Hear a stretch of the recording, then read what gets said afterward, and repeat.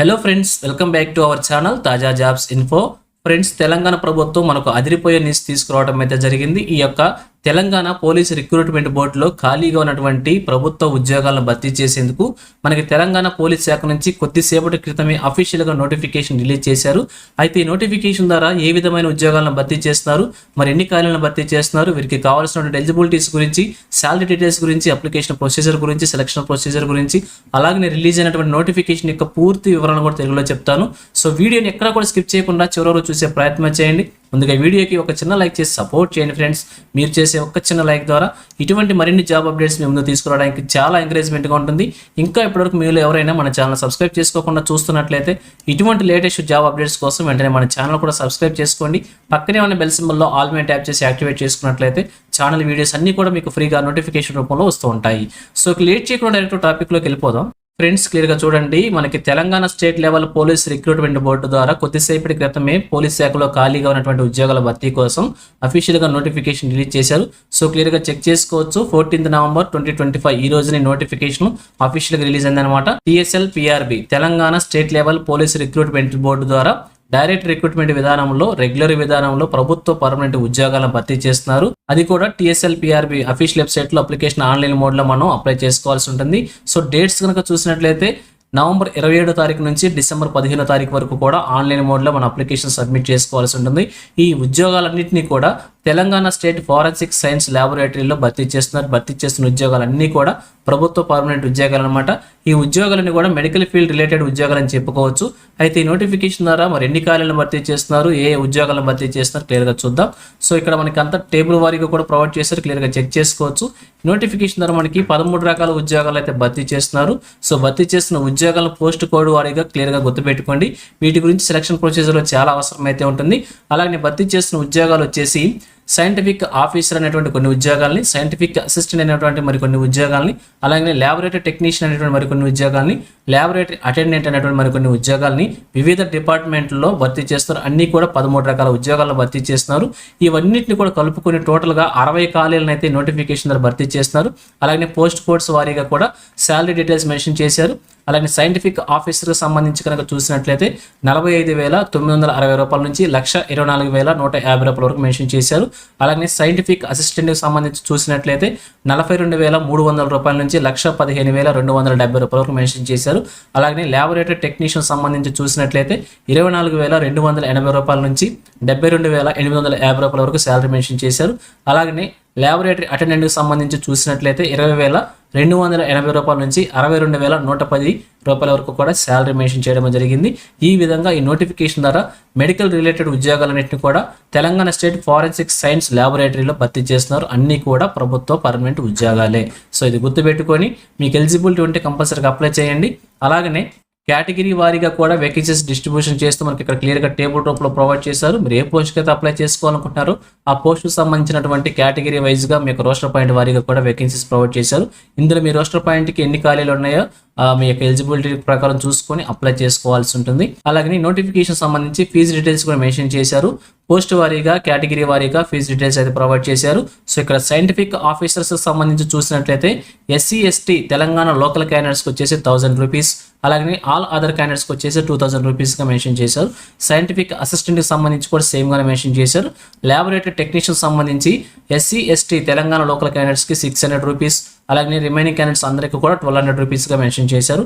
Laboratory అటెండెంట్కి సంబంధించి SC ST local Telangana క్యాండిడేట్స్కి 500 rupees, remaining candidates అందరికీ కూడా 1000 రూపీస్గా ఫీజు మెన్షన్ చేశారు. ఈ యొక్క ఫీజు అంతా కూడా మనం ఆన్లైన్ మోడ్లో పేమెంట్ చేసుకోవచ్చు అని చెప్పి క్లియర్గా మెన్షన్ చేశారు. అలాగే ఏజ్ లిమిట్స్ కనుక చూసినట్లయితే ఇక్కడ వచ్చేసి మనం జూలై 1, 2025 నాటికి ఏజ్ మనం క్యాలిక్యులేట్ చేసుకోవాల్సి ఉంటుంది. మినిమంగా 18 ఇయర్స్ నుంచి మాక్సిమంగా 34 ఇయర్స్ వరకు కూడా ఏజ్ లిమిట్స్ మెన్షన్ చేశారు. ఇది వచ్చేసి జనరల్ కేటగిరీ క్యాండిడేట్స్ అనమాట. అలాగే ఏజ్లో రిలాక్సేషన్స్ కూడా ప్రొవైడ్ చేశారు. క్లియర్గా చూసినట్లయితే తెలంగాణ స్టేట్ గవర్నమెంట్ ఎంప్లాయీస్ సంబంధించి మాక్సిమంగా వారి యొక్క సర్వీస్ను ఉపయోగించుకొని 5 ఇయర్స్ మెన్షన్ చేశారు. తెలంగాణలో ఉన్నటువంటి కొన్ని డిపార్ట్మెంట్ వారికి వచ్చేసి ఈ యొక్క ఏజ్ లిమిట్స్ వర్తించవని చెప్పి క్లియర్గా మెన్షన్ చేశారు. ఆ డిపార్ట్మెంట్స్ మీరు క్లియర్గా ఇక్కడ నోటిఫికేషన్ చెక్ చేసుకోండి. అలాగే ఎక్స్ సర్వీస్ మ్యాన్ క్యాండిడేట్స్కి వచ్చేసి 3 ఇయర్స్ వరకు ఏజ్ రిలాక్సేషన్, NCC ఇన్స్ట్రక్టర్ సంబంధించి కూడా 3 years age relaxation, SC ST BC and EWS క్యాండిడేట్స్కి 5 ఇయర్స్, ఆర్థోపెడికల్లీ హ్యాండిక్యాప్డ్ పర్సన్స్కి 10 ఇయర్స్ చొప్పున కూడా ఏజ్ రిలాక్సేషన్స్ ప్రొవైడ్ చేశారు. అలాగే భర్తీ చేస్తున్నటువంటి 13 రకాల పోస్టులకు సంబంధించి కూడా ఒక్కొక్క పోస్టుకు సంబంధించి క్వాలిఫికేషన్స్ మెన్షన్ చేశారు. ఇక్కడ ఎడ్యుకేషన్ క్వాలిఫికేషన్స్ కనుక మనం చూసినట్లయితే ఇక్కడ 4 రకాల ఉద్యోగాలను కేటగిరీ వైజ్గా డివైడ్ చేశారు. సైంటిఫిక్ ఆఫీసర్కి సంబంధించి రిలవెంట్ ఫీల్డ్లో ఎంఎస్సి క్వాలిఫికేషన్ విత్ 65% మార్క్స్తో అడగటం అయితే జరుగుతుంది. సైంటిఫిక్ ఆఫీసర్స్ అందరూ కూడా రిలవెంట్ ఫీల్డ్లో ఎంఎస్సి క్వాలిఫికేషన్ ఉండాలి, 65% మార్క్స్ ఉండాలని చెప్పి క్లియర్గా ప్రొవైడ్ చేశారు. అలాగే సైంటిఫిక్ అసిస్టెంట్కి సంబంధించి కూడా సేమ్గానే మెన్షన్ చేశారు. అలాగే ల్యాబొరేటరీ టెక్నీషియన్ సంబంధించి కనుక చూసినట్లయితే బీఎస్సీలో రిలవెంట్ ఫీల్డ్ ఉన్నటువంటి అభ్యర్థులు అప్లై చేసుకోవచ్చు అనమాట. బీఎస్సీ ఉండాల్సి ఉంటుంది, రిలవెంట్ ఫీల్డ్లో 60% మార్క్స్ ఉండాలని చెప్పి కూడా క్లియర్గా మెన్షన్ చేశారు. అలాగే ల్యాబొరేటరీ అటెండెంట్కి సంబంధించి చూసినట్లయితే కేవలం ఇంటర్మీడియట్ అర్హత మెన్షన్ చేశారు. ఇందులో ఎంపీసీ లేదా బైపీసీ క్వాలిఫికేషన్స్ ఉన్న అభ్యర్థులు అప్లై చేసుకోవచ్చు. ఈ విధంగా క్వాలిఫికేషన్స్ అన్ని కూడా మీరు ఒకసారి నోటిఫికేషన్ చెక్ చేసుకొని అప్లై చేసుకోండి. సెలక్షన్ ప్రొసీజర్ కనుక చూసినట్లయితే ఇక్కడ మనం ఆల్రెడీ చూసాం కదా, scientific officers, scientific assistant, laboratory technicians, అలాగే ల్యాబొరేటరీ అటెండెంట్ అని చెప్పి పోస్టులన్నింటిని కూడా ఈ విధంగా 4 రకాలుగా డివైడ్ చేశారు. అందులో మొదటి కనుక మనం చూసినట్లయితే సైంటిఫిక్ ఆఫీసర్స్ అనమాట. పోస్ట్ కోడ్ 51 నుంచి 54 వరకు ఉన్నటువంటి ఉద్యోగాలకు సంబంధించి సెలక్షన్ ప్రొసీజర్ కనుక చూసినట్లయితే ఇక్కడ మీకు ఉన్నటువంటి అకాడమిక్ క్వాలిఫికేషన్స్ మరియు వర్క్ ఎక్స్పీరియన్స్ వచ్చేసి 70 మార్క్స్ తీసుకోవడమే జరుగుతుంది. అలాగే రిమైనింగ్ 30 మార్క్స్కి వచ్చేసి ఒక ఎగ్జామినేషన్ కండక్ట్ చేస్తారన్నమాట.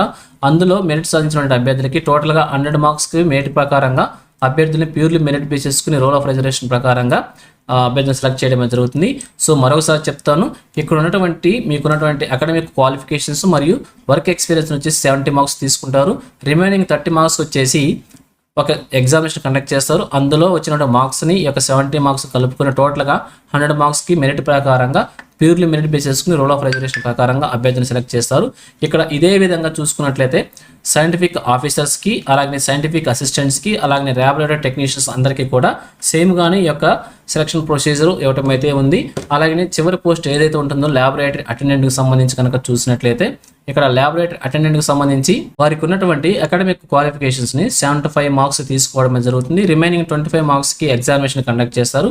ఈ 75 + 25 కలుపుకొని టోటల్గా 100 మార్క్స్కి ప్యూర్లీ మెరిట్ బేసిస్కి రూల్ ఆఫ్ రిజర్వేషన్ ప్రకారంగా అభ్యర్థిని సెలెక్ట్ చేస్తారనమాట. అలాగే లోకల్ క్యాండిడేట్స్ సంబంధించి మనం క్లియర్గా చూడాలంటే ఎవరైతే ఫస్ట్ క్లాస్ నుంచి 7th క్లాస్ వరకు ఒక రాష్ట్రంలో లేదా ఒక జిల్లాలో చదువుతారో వారిని ఆ రాష్ట్రం లేదా జిల్లాకు సంబంధించి లోకల్ క్యాండిడేట్స్గా తీసుకోవడం అయితే జరుగుతుంది. సో ఇది ఫ్రెండ్స్ ఈ నోటిఫికేషన్ గురించి. సో నోటిఫికేషన్ యొక్క ఫుల్ డీటెయిల్స్ అన్ని కూడా కవర్ చేశాను అనుకుంటున్నాను. మీకు ఇంకా ఈ నోటిఫికేషన్ సంబంధించి ఏ డౌట్స్ ఉన్నా కూడా కామెంట్ సెక్షన్ తెలియజేయండి, తప్పకుండా రిప్లై ఇస్తాను. ఇదే విధంగా తెలంగాణకు సంబంధించి ఏ జిల్లాలో ఏ చిన్న జాబ్ నోటిఫికేషన్ రిలీజ్ అయినా కానీ వెంటనే మీ ముందుకు తీసుకొస్తుంటాను. సో మన ఛానల్ సబ్స్క్రైబ్ చేసుకుని డైలీ ఫాలో అవుతుండండి, ఎటువంటి అప్డేట్స్ మిస్ అవ్వకుండా అవ్వచ్చు. సో ఇది ఫ్రెండ్స్ ఓవరాల్ వీడియో ఇన్ఫర్మేషన్ మీకు నచ్చింది అనుకుంటున్నాను. మీకు ఎలా అనిపించింది కింద కామెంట్ సెక్షన్ తెలియజేయండి. ఇంకా మీ ఫ్రెండ్స్కి, మీ ఫ్యామిలీ మెంబర్స్ అందరూ కూడా షేర్ చేసి వారికి కూడా తెలియజేయండి. అలాగే ఈ నోటిఫికేషన్ యొక్క పీడిఎఫ్ వచ్చేసి మన టెలిగ్రామ్ గ్రూప్లో ప్రొవైడ్ చేస్తాను. లింక్ని వచ్చేసి వీడియోకి డిస్క్రిప్షన్లో ప్రొవైడ్ చేస్తాను, అక్కడ నుంచి డౌన్లోడ్ చేసుకోండి. అలాగే ఈ నోటిఫికేషన్ కనుక మీకు నచ్చినట్లయితే తప్పకుండా ఛానల్ లైక్ చేయడం మాత్రం మర్చిపోవద్దు. Thank you friends for watching. మరొక లేటెస్ట్ వీడియో అయితే మీ ముందుకు వస్తాను. Have a nice day.